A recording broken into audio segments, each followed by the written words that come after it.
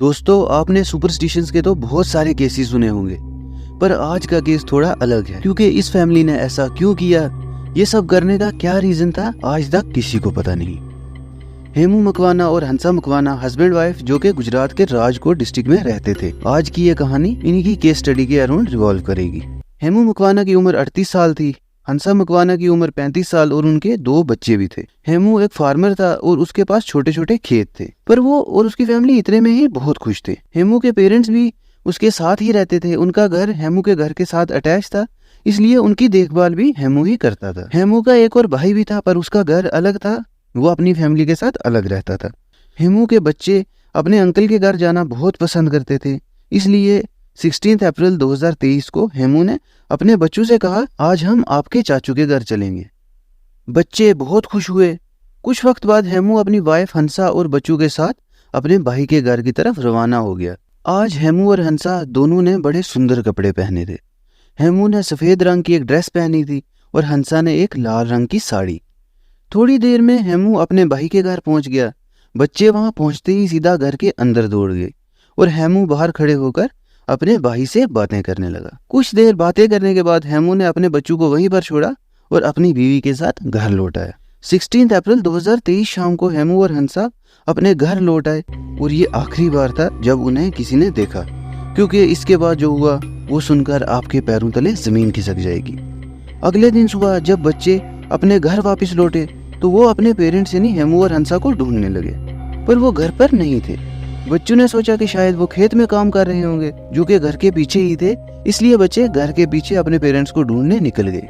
पर हैरानी की बात यह थी कि हेमू और हंसा वहां भी नजर नहीं आए। बच्चे पेरेंट्स को ढूंढते ढूंढते खेतों के एंड तक पहुंच गए, पर उन्हें अपने पेरेंट्स कहीं भी नजर नहीं आए। खेतों के आखिर में एक ऊंची सी दीवार थी और इस दीवार के साथ बना हुआ था एक टेंट।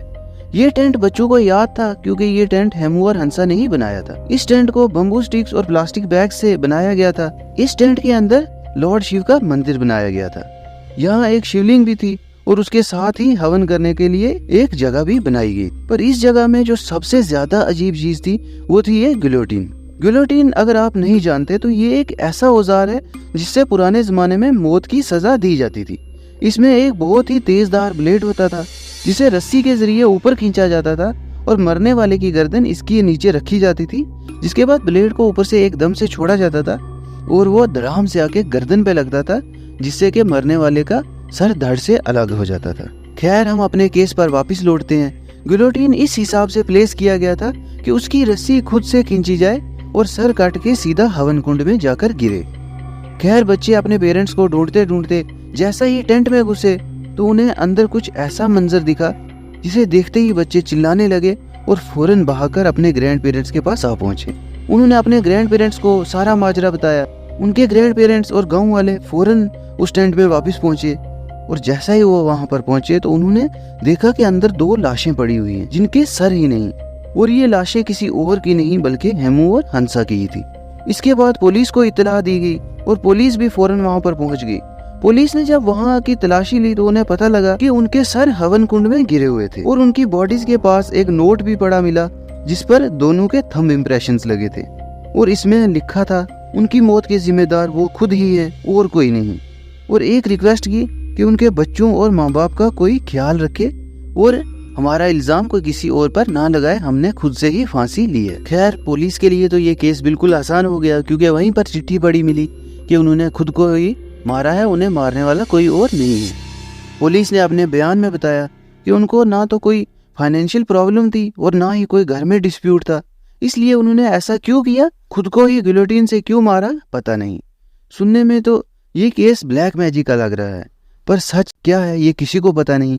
क्यों हेमू और हंसा ने खुद को मारा और वो तो मर गए, पर अब उनके बच्चे जो कि 12 और 13 साल के, वो अब पूरी उम्र कैसे जिएंगे। उनकी तो आंखों के सामने ये मंजर है और वो इतने भी ना समझ नहीं कि उन्हें ये समझ ना आए, पर ये क्यों हुआ ये किसी को पता नहीं और ये राज उनके साथ ही चला गया। तो ये थी आज की केस स्टडी। कमेंट करके जरूर बताएं कि आपको हमारे वीडियोस कैसे लगते हैं और ऐसे ही वीडियोस के लिए सब्सक्राइब करें हमारा चैनल।